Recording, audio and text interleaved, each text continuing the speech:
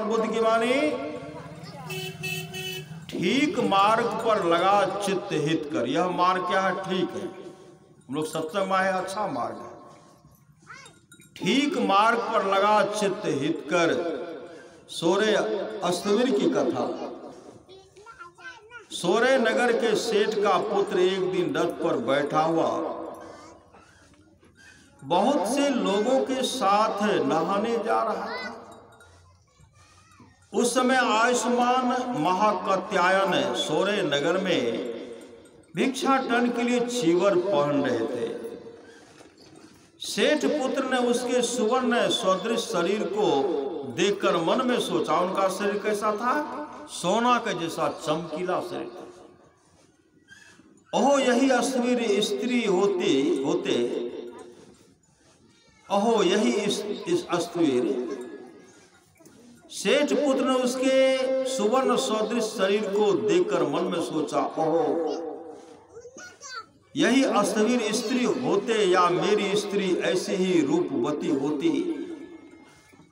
सोचने के क्षण ही उसका पुरुष लिंग अंतर्हित हो गया और वह स्त्री लिंग प्रकट हुआ। उसने वहां से रथ से उतरकर दूसरों को बिना जलाए तक्षशिला की राह लिया। तक्षशिला पहुंचने पर उसका विवाह एक सेठ के साथ हुआ और उसे 2 पुत्र उत्पन्न हुए। इसी बीच सोरे नगर के उसके साथी व्यापार हेतु तक्षशिला गए थे। उन्होंने जब जाना तब आयुष्मान महाकात्यायन को निमंत्रित करके महादान दे क्षमा कराया। अश्वीर के क्षमा करते उसे पुनः पुरुष लिंग उत्पन्न हो गया।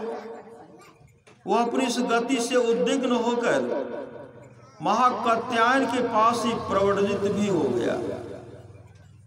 एक समय महाकात्यायन उस सोरे अश्वीर के साथ श्रावस्ती आए। सोरे अश्वीर को पहले पुरुष होने के समय 2 पुत्र थे और स्त्री होने के समय 2 इस तरह। उस 4 पुत्रों के पिता से लोग पूछा करते थे कि उन्होंने किन पुत्रों पर अधिक प्रेम है, उन्हें किन पुत्रों पर अधिक प्रेम है। वे सदा कहते थे कि जो मेरे पेट से उत्पन्न हुए हैं उन्हीं पर अधिक प्रेम है। किंतु एक दिन पूछने पर उन्होंने कहा कि मुझे कोई भी प्यारा नहीं है। तब भिक्षु इसे सुनकर भगवान से कहे, भगवान ने भिक्षु मेरे पुत्र के चित्त को ठीक मार्ग पर लगने के समय से किसी पर भी उसे स्नेह नहीं है। जिस संपत्ति को माता पिता नहीं दे सकते हैं उसे इन प्राणियों के भीतर प्रवर्तित हुआ ठीक मार्ग पर लगा चित्त देता है। कहकर इस गाथा को कहा, नौतंग माता पिता कैरा अन्ने वापि चो नाथ का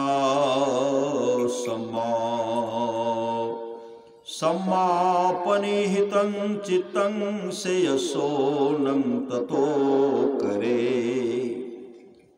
जितनी भलाई माता पिता या दूसरे भाई बंधु नहीं कर सकते हैं उससे अधिक भलाई ठीक मार्ग पर लगा हुआ चित्त करता है। श्री सद्गुरु महाराज।